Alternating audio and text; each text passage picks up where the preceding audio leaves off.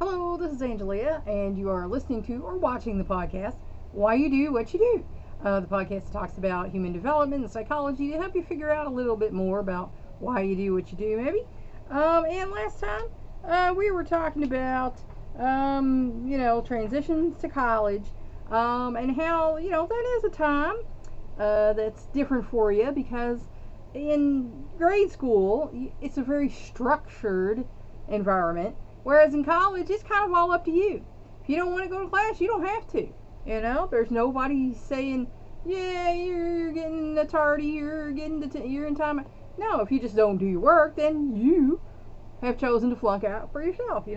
It's college is kind of all up to you, and that's a jump in responsibility that some people are not ready for the structured environment to the non-structured environment where it's up to you.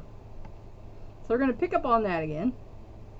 Most young adults who do not enroll in post-secondary education or do not finish enter the job market, but many return later to finish their schooling. And a lot of people do. I did. I went back when I was, 34 years old. So, a lot of people go back. In 1999, about 39% of post-secondary students were ages 25 and over. So, it's become a trend. And that's because a lot of people, let's see, how do you put this nicely? Us people they call Gen X, a lot of our parents were not the most supportive folks in the world. They had less opportunities than us, and their mindset was that we had to get out and make our own way. And unfortunately, for a lot of people, that meant you didn't get to go to college, so if you really wanted to go, you had to wait till you could afford to do that for yourself. That might be, later on in middle age. So there are a lot of older folks going to college. A college graduate can expect to earn nearly twice as much over a lifetime as someone with only a high school diploma. So, take that into consideration on whether you want to help your kids go to school or not. Because they're going to make twice as much as if they don't. And you can think about that, salary positions and things. And you're only hurting your kid if you tell them you're not going to send them to college. College is a waste of time, education, blah, blah, blah. There are negative people out there, I've heard say this. But you're only hurting your kid. That, like I said, there's Stafford loans, there's grants, do the best to get your kid in there. I did it for my kids, and I think everybody should do it for their kids. Granted, one of them didn't work out so well, but then he went back and did his own thing later on.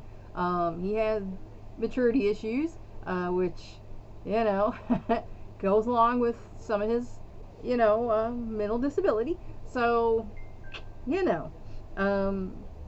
if you can help your kids go to school, if you don't know anything about it, talk to their counselor and learn about it, because you're only hurting them if they want to go and then they have to go back later on. They're not going to get the grants, they're not going to get the deferred loans, because that was a problem for me when I checked into going to local schools.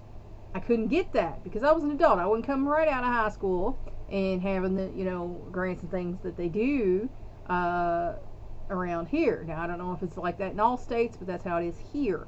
So I could not afford the monthly payments for the schools here, so I had to do distance studies. And then I was working on my bachelor's when I found out I couldn't get a license here in the state of Kentucky, because the state of Kentucky, I'm calling you out, Kentucky, would not allow you to get a license from distance studies. You had to go to a local school here in order to get a license. Now, if you had a license from another state, you could come here and, sign up to get one here. But you could not go to distance studies here and get a license. So that's why I don't have one. I got my education, I got my equivalency, but I didn't do a dissertation because I couldn't get a license. So why bother with that? I just got the education for my clients so I could help them, and I did that. So I'm happy with that. Increasingly, college courses and even complete degree on certificate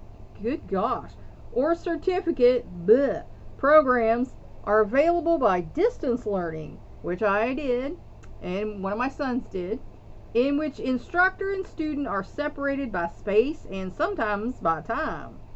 Courses may be delivered via email, mail, the internet, telephone, video, either live and interactive or pre-recorded, or other technological means. And mine was, through books. They would send me the books. I would have to pay for the books. They would mail me the books. And then my coursework was online. So I had the book and I had the, website. And then when I get done with a section, I have to go on the website and take my tests.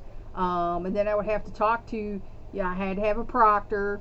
And then I would have to talk to my professor, discuss how I did and what the grade was and all that kind of stuff on the phone. So, it was a thorough actual education. It just was not the conventional one that they prefer around here. Older students, especially women, who are financially independent, work full-time, are married, or have dependent children are more likely to participate in distance learning. And that was a thing for me. I was a single mom for 8 years at that time. And, there was no way I could afford the monthly payments that they were asking for the local schools around here. But now, the payments for the distance learning schools, I could afford. It was pay as you go. And there were gaps where I couldn't afford to pay. And so I wouldn't have any courses for months until I could afford to pay again. And then it would take it back up. And I thought that was cool. They would allow you to do that, So that worked for me. For young people in transition from adolescence to adulthood, exposure to a new educational or work environment, sometimes far away from the childhood home, offers a chance to hone abilities, question long-held assumptions, and try out new ways of looking at the world. Because, you came out of a home environment, and now, if you went away, especially to college, you're in a different environment. And you're going to bump up against people with different points of view. And you can choose to think about those. You can choose to accept them. You can choose to decline them. It's up to you. But it is going to help you work on, getting along with others. Because you're going to be around a lot of other people. If you feel like something you learn is more in tune with what your soul is, you might want to follow that. Excuse me. And you might look at the world in a different way, because some people are very closed and their way and their culture is it, and then when they get out they realize that the world is a big place, and everybody has a point. For increasing number of students of non-traditional age, college or workplace education can rekindle intellectual curiosity, because naturally you did want to know stuff, hopefully you did, when you were in school you wanted to learn things, hopefully. Improve employment opportunities, because we want to get the best job we can get. We want to make the most money we can make so we can take care of our families. And enhance work skills, because if you got a job, there's going to be skills involved that you have to know to do the job. Cognitive growth in college. College is where your brain starts to grow. You start to mature. College can be a time of intellectual discovery and personal growth. And like I said, that's if you let it be so. Because again, once you're in college, you don't have no teachers monitoring the hall and all this stuff. No, it's up to you. You better get there if you want to do your job and get your education. No one's going to force you to. And some people aren't mature enough to handle that. Students change in response to the curriculum, which offers new insights and new ways of thinking. So the more you learn, the more you know. That just is common sense right there, isn't it? To other students who challenge long-held views and values, some people grow up in very strict situations. That's why, the Amish, they know they're a strict society, and they have, oh my gosh, I forgot the word. I know it. It's up here, but I can't get it from here out. I think it begins with R, Romspringer or something like that. But anyway, they let their kid go out for a year and experience the world, maybe go to school or whatever. So they decide, is this life for me? And that's a very gracious thing they do for their child. So some people have very strict home lives, and they get out into the real world and see, well, you know what? I like this ideal better. This suits more who I am. And I believe that's okay. I believe we're all in one boat. God made us all. And it's like Gandhi said, if everyone thinks they're right, then nobody can be. And my grandmother, her husband passed away, and she swears he appeared at the foot of her bed one night and said, it's not how you think it is. So again, we don't know. Only God knows. We'll find out one day.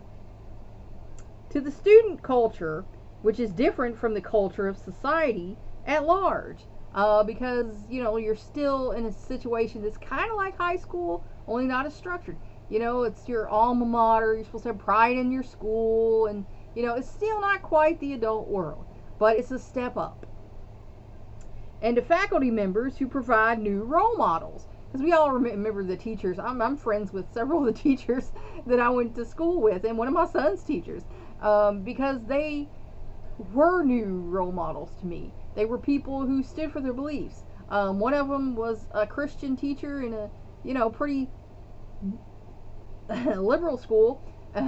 Our school's kind of called a party school, but he was cool with that, and talked about what he believed, and I was cool with that because I believed a lot of the same things he believed. And then I had a teacher who was kind of like my grandma in the way that she believed, being a lady, being responsible, and things of that nature. And we had a counselor that was really great. He was great to me. And I had another teacher who would talk to you about stuff. She drove me home from school one day when I was all upset about some stuff. So, these are people that make an impact on your life, And like I said, I still remember one of my professors in college, because I had one who was just a roaring jerk. And no matter what I did, it wasn't good enough.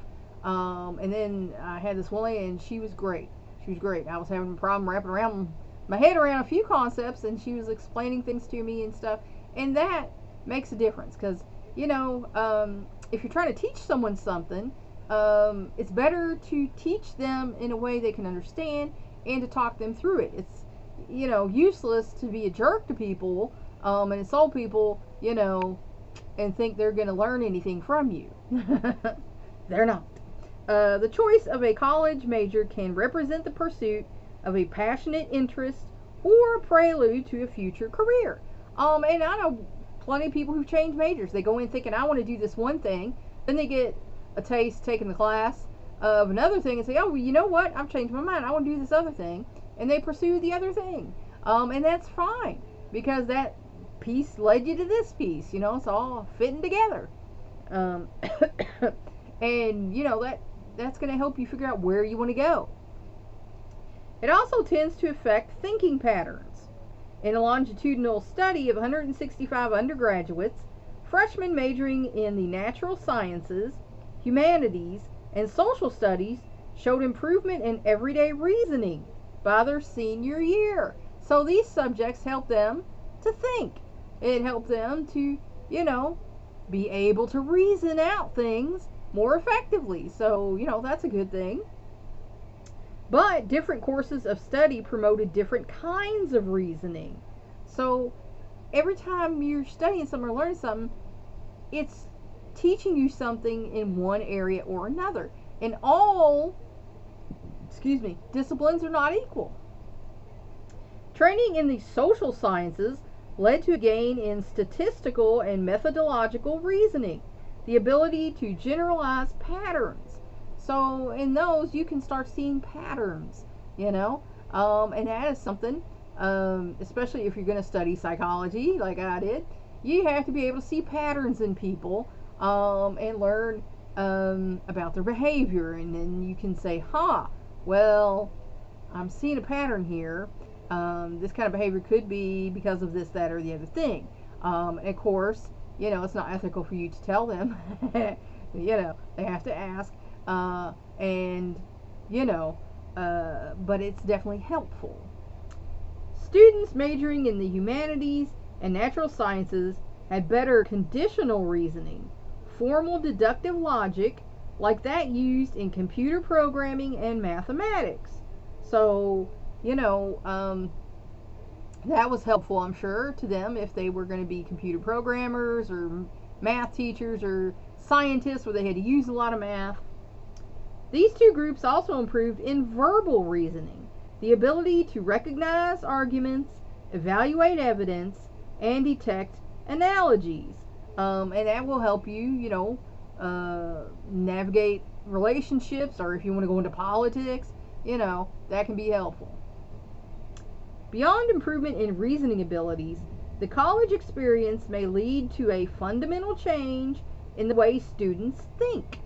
Because you kind of come in with a very narrow way of thinking about, the way your family, your parents, friends you grew up with in the same neighborhood, and in the same neighborhoods that were in your school, and the way your school was. And now you have a much broader experience of people. And that can help you figure out a little bit more about yourself and other people. In a classic study that foreshadowed current research on the shift to post-formal thought, William Perry interviewed 67 Harvard and Radcliffe students throughout their undergraduate years and found that their thinking progressed from rigidity to flexibility and ultimately to freely chosen commitments. So they came in with kind of all or nothing rigid thinking, and then by the time they went out, their thinking was more flexible because they learned more about themselves, about others, and so they didn't have to have that rigidity to hold on to for their identity.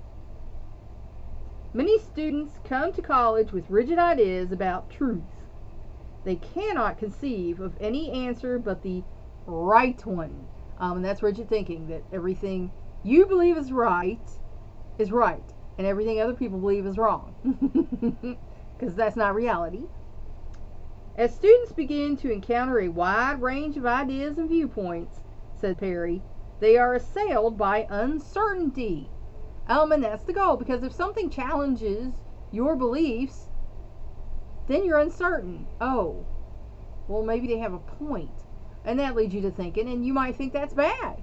But in general, it's not, because it's better to be sure about what you believe than to just believe it because somebody told it to you. If you just believe everything you're told, you're going to have a rough life because people are going to lie to you. And, sometimes people are telling you the truth, most of the time. But, it's better to figure things out for yourself, because then you can feel secure in your beliefs. They consider this stage temporary, however, and expect to learn the one right answer eventually. And that's what people think, I'm not too sure about it, but the more I study, the more I learn, the more I'll find out the right thing. That's still, in a way, rigid thinking. Next, they come to see all knowledge and values as relative, because there's a lot of knowledge in the world. Not all of it's going to apply to you. There's a lot of values in the world. Not all of it's going to apply to you. They recognize that different societies and different individuals have their own value systems. because everybody is different, and every society is different, came about in a different part of the world where their needs were different. They now realize that their opinions on many issues are as valid as anyone else's, even those of a parent or teacher. So they start to realize, well, I feel this way about this, and that's as good as, the way they felt about this, that, or the other thing. But they cannot find meaning or value in this maze of systems and beliefs. So their search, they're trying to find their center, their selves, in all of this knowledge that they're being given. And it's not always that easy. Chaos has replaced order. So when you go and you start learning about other people and other things, your life might get turned upside down. You might have a very rigid way of life, rigid way of thinking. Then you come in here with all these people and all these different ideals, and it just flips you over. You're like a turtle on his shell. Like, oh my gosh, what do I do now? Finally, they achieve commitment within relativism. They make their own judgments and choose their own beliefs and values despite uncertainty and the recognition of other valid possibilities, a key aspect of post-formal thought. So, at some point, you're like, well, you know what? This is what I believe. And then you feel that. It becomes a center and a part of you, and, it doesn't matter what other people believe.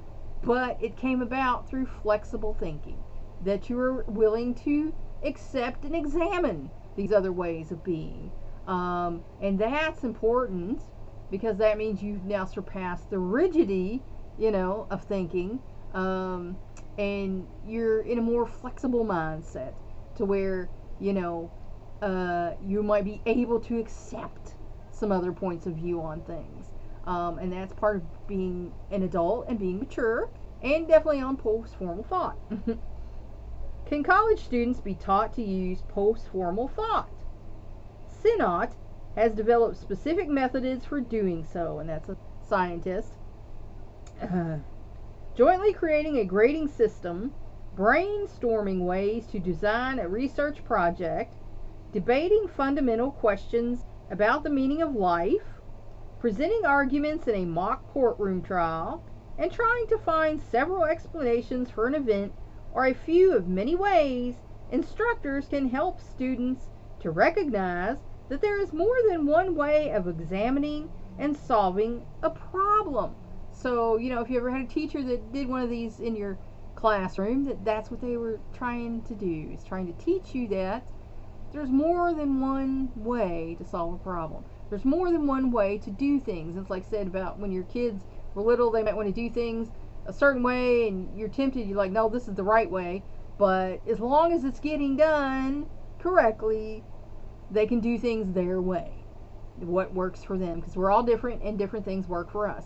What works for someone who's perfectly healthy to do every day to get things done is not going to work for me, and my way is probably too slow and weird for them, but it's what works for me. So to appreciate the logic of competing systems and to see the ultimate need of commitment to one, because the old saying goes, if you don't believe in anything, you'll fall for anything. So you got to have that center grounding that is you. You have a spirit, if you want to call it that. I call it that. And then you have the body, which is the sum of your thoughts and experiences. And these two things mesh together to make you. And you're a unique individual. And that's how, God made you. So, you need to develop that. And, if you develop it to the fullest of your extent, then, you're the best you can be. Entering the world of work. We all have to do it. Unless you're extremely lucky. Along with promoting cognitive development, Education expands employment opportunities and earning power, and that's the goal. That's why you bother sending the kids to college, is because you want them to get the best job they can possibly get, to make the most money they can possibly get, so they can have a happy life and support their family. You know? The fastest growing and best paying occupations usually require at least a bachelor's degree. And like I say, one of my sons is, gone that far. He's got his degree in, business. And, like I said, another one's got a career diploma, and the other one went to vocational school and got the work ready program. So, they got the best start they could. I made sure they had the best start they could, so they can have a better life. Because I've struggled all my life. Me and my husband, he was forced to a degree. He allowed that because they said his parents said that's all they would pay for, so he allowed that rather than fight him on it. I wasn't given a choice. I was in the workforce at age 18. So we've struggled all our life. We've never gotten very far ahead. We're only ahead now because we got our house paid for. And we haven't gotten another one. And we were talking about getting another one, and I preferred we did. But, we're still living in the same 900 square foot house that was our starter home. We made a lot of improvements and got different stuff, but, we're still here. So we wanted it to be better for our children, so they didn't have to struggle like we have all our life. In 2000, median earnings of holders of bachelor's degrees were more than twice the earnings of high school dropouts. And people with professional degrees earned more than 3.5 times as much. And that's why I went for the professional degree, because I thought I was going to need to keep supporting my children. And then I found out I couldn't get a license here in the state of Kentucky. But I went ahead and finished because I said I want this knowledge for my clients and my students. And my health kind of went downhill. I've come back a little bit from that. I was in remission. Now I'm climbing back the other way, so that's not so great. But, it's what it is. And I'm still trying to do some good, in the world. Preach and teach and do what I can to, help in some kind of way. Even in a booming economy, in mid-1999, the unemployment rate for adults aged 25 and over with no more than a high school diploma was twice as high. So, that's all, in the name of Jesus. So, if you only got a high school diploma, you're more than twice as likely to get laid off or, be unemployed. And for high school dropouts, more than 3 times as high. So, if you drop out of high school, even though you can go back and get your GED, you're 3 times more likely to get laid off or be unemployed. As for college graduates, that's just the fact. On average, for every dollar U.S. men earn, women who work full-time earn only 76 cents. So there's still a sex gap there in pay. However, the picture is brighter for college-educated women. Their earnings have risen 30.4%. So, women who go to college make more than women who don't. So, those girls, send them to college. While college-educated men's real earnings increased only 16.7%. So, women are doing better, college-educated women are doing better than college-educated men. So, that gap is, closing in that particular area. The gender gap in earnings exists mainly in older age groups. Our people before us, where the women stayed home and took care of the home, and like I said, my mother joked one time, is like, that's what she thought she would be doing. It's like walking around the house in house dress and pearls and pumps, taking care of the house and serving her husband drinks when he got home. And this was like the 50s ideal. So, her life was very different from that. But she joked one time with me that was the goal. And my grandma even used to joke she wanted a sugar daddy, a rich man, so she could lay around and be a lady of leisure.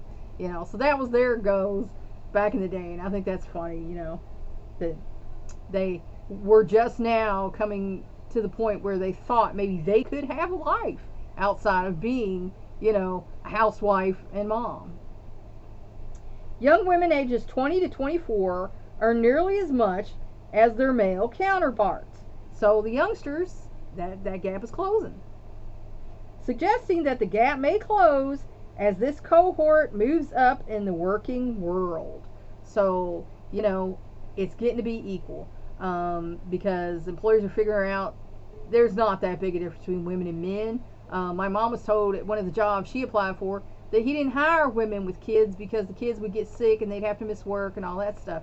And, well, men get sick too. But it was a very sexist place, and she's probably better off that she didn't get the job there, in my opinion. An estimated 1/3 of full-time and 2/3 of part-time college students work to help pay their bills. That's because mom and dad, I told my kids, my husband told the kids, we don't have the money to send you, but if you want to go, we'll help you. We helped them with books and things, but they got the grants and everything, and the Stafford loans, so we told them we'll do the best we can, but you're gonna have to help yourself too. So each year the students took tests in reading comprehension skills, mathematical reasoning, and critical thinking. During the first 2 years, on or off campus work had little or no effect on the test results. So, working did not decrease their ability to get grades. By the 3rd year, part-time work had a positive effect, perhaps because employment forces students to organize their time efficiently and learn better work habits. So they figure out how to do it. I have to go to school and I have to work. This is how I'm going to make it work. However, working on campus more than 15 hours a week or off campus more than 20 hours a week tended to have negative impact. So if you're working too much, like if you're working close to full-time hours and trying to go to school, you're not going to be able to do justice to both. So these employers that want their part-timers to work basically full-time hours, more than 20 a week, those aren't the people that your college kids need to be working for. They need to be working for people who understand that they're going to college and they need to keep that up. And that's where I'm going to leave you today. I hope that'll help you figure out maybe a little bit more about why you do what you do. Please like and share this educational program so we can spread it around the world. If you want to help me out, subscribe to my YouTube channel. If you want to help me out even more, go to my Patreon page and become a patron. That's all for now. Until next time.